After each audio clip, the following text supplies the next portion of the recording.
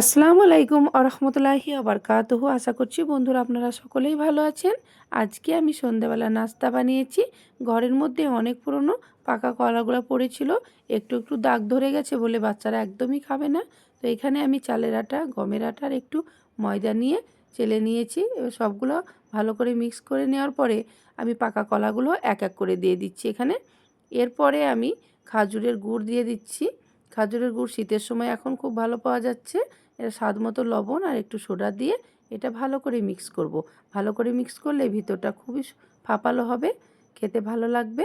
এখন আমি এটা আধ ঘন্টা মতো রেস্টে রেখে দিলাম।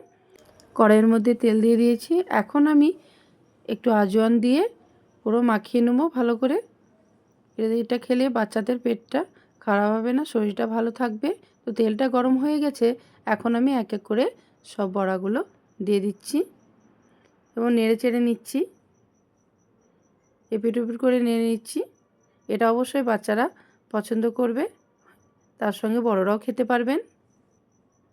এটা 4-5 দিন অবধি এভাবে রাখলেও নষ্ট হবে না, ফ্রিজে রাখার প্রয়োজন নেই। তো এক এক করে সব বড়াগুলো আমি তুলে নিলাম এবং আবারও আমি তেলের মধ্যে দিয়ে দিচ্ছি। দেখুন কালারটা কতটা ভালো এসছে। সবগুলো ভেজে নিচ্ছি। আমার এই সন্ধেবেলার নাস্তা যদি আপনাদের ভালো লেগে থাকে, লাইক, কমেন্ট, শেয়ার আর ফলো করে দিবেন। পাশে থাকবেন। আল্লাহ হাফিজ।